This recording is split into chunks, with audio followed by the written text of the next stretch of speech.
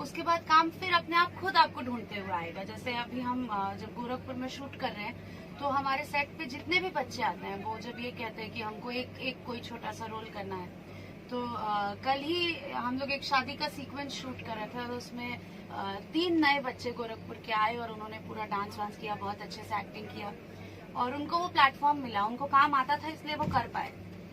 तो ऐसे जब लोग सीखे हुए रहेंगे, चाहे डांसिंग स्कूल्स में चाहे एक्टिंग स्कूल्स में, उनको काम आता होगा तो काम अपने आप उनको ढूंढते हुए उनके पास पहुंच जाएगा। मैम एक चीज जैसे पूर्वांचल पिछड़ा क्षेत्र माना जाता है, मानसिक लोग पिछड़े रहते थे, आप एक लड़की होकर इंडस्ट्री में आई, तो क्या आपको इनकी इच्छाओं का सामना करना पड़ा? नहीं, मैं बहुत भाग्यशाली रही हूँ इस मामले में कि मेरे परिवार ने हमेशा हर कदम पे मेरा साथ दिया है, चाहे वो मेरे पेरेंट्स हो, मेरे चाचा चाची हो या यहाँ तक कि मेरी दादी हो।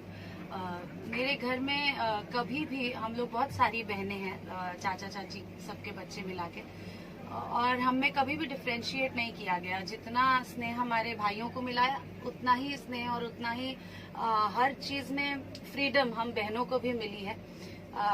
पर हाँ, कभी कभी ये सुनने में मिलता है कि यहाँ पे परमिशन नहीं देते हैं लोग, तो मैं इतना ही रिक्वेस्ट करूंगी कि आप लोग ट्रस्ट कीजिए अपने बच्चों पे और उनके साथ शूट पर जाइए, उनको थोड़ा समय दीजिए, उनको ग्रूम कीजिए, ताकि उनको कभी भी फ्यूचर में ऐसा ना लगे कि अगर मेरे पेरेंट्स ने साथ दिया होता तो शायद मैं बहुत कुछ अच्छा कर लेती और पापा ने मना किया इसलिए नहीं कर पाई।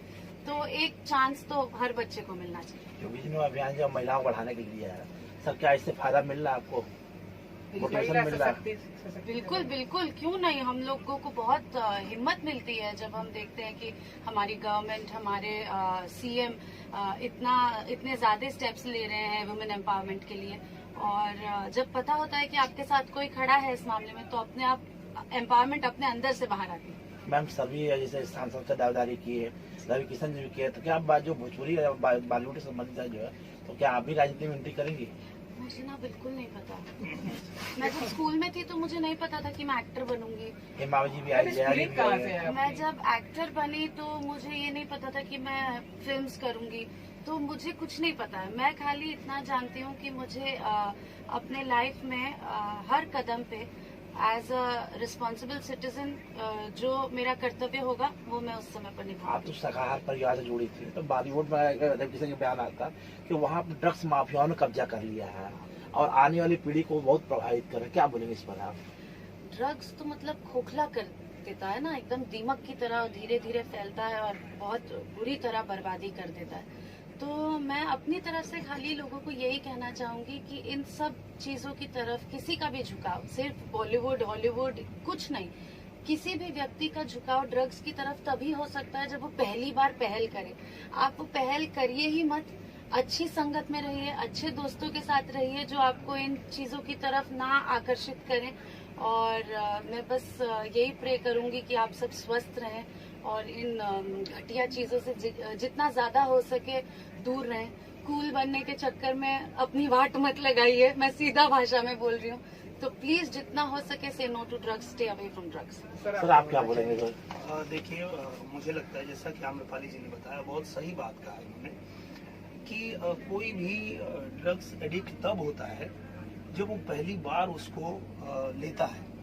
तो अगर जिसके मन में पहले से ही ये बात हो कि भाई ये जीवन बर्बाद कर देगा और कर ही देता है, तो जब आप जान के रखेंगे कि इससे आपका जीवन बर्बाद हो सकता है तो आप उसमें पड़ेंगे ही नहीं। जब पड़ेंगे नहीं तो ही आप बच सकते हैं। जैसे मैं अपना एक अनुभव बताता हूँ, ये मेरा खुद का अनुभव है कि मैं जब छोटा था, बहुत बच्चा था, तो मैं अपने पापा के साथ गया था उनके प्रोग्राम में, और वहाँ प्रोग्राम में लोग ठंडई बोल के उनको भांग पिलाते,